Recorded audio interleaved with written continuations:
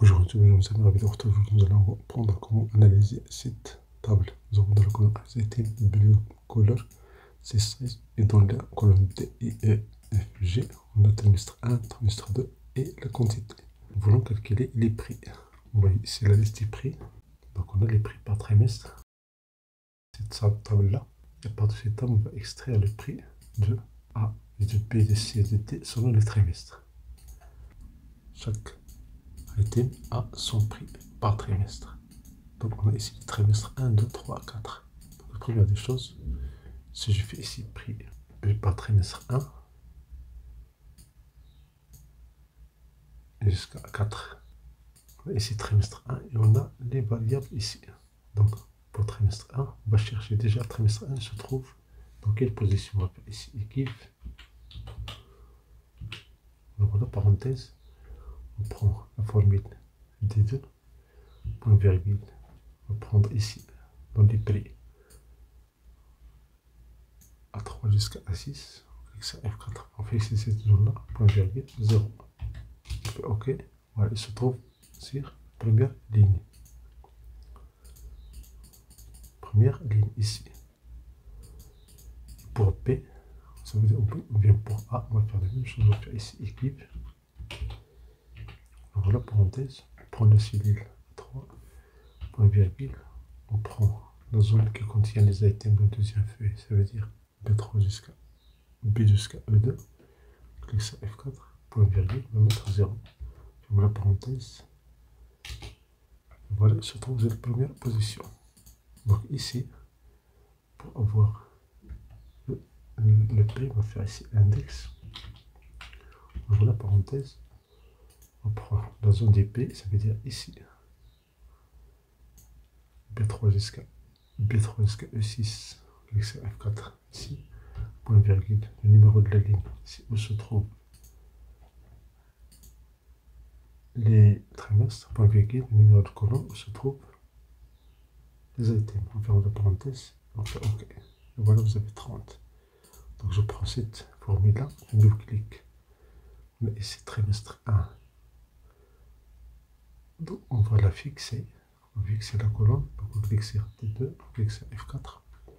Une fois, deux fois, trois fois. Et on fait OK. La même chose pour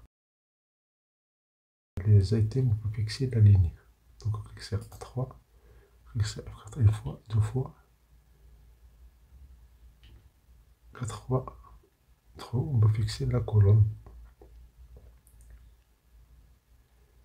On clique sur OK. Donc on prend cette formule-là, CTRL C, voilà, échappe. Ici, dans le premier, ici, H3, on va lever ça, on va faire CTRL V. Même chose pour la deuxième formule, sur CTRL C. Ici, on va enlever ça, on va faire CTRL V. On fait OK. Maintenant, je peux enlever ces formules-là. Je prends cette formule, je vais la copier ici. Et je vais faire ici égal. Et voilà le résultat. Si je copie comme ça, je vais avoir toujours la cellule D2. Pourquoi? Parce que D2.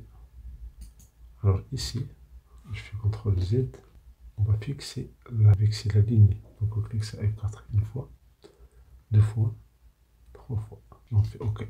Maintenant là, D2 est fixé. Et puis ici, A3 est fixé. Donc je copie comme ça. Donc j'ai 30, 20, 20, 50. Je vérifie. 30, 20, 20, 50. Pour trimestre A. Si je fais pour B, si je copie la formule en bas, il y a des éléments qui n'existent pas. Il y a des items qui n'existent pas. Supposons que pour les items qui n'existent pas, pour le reste, on va mettre ici 50 €. On va prendre ici tout ça. On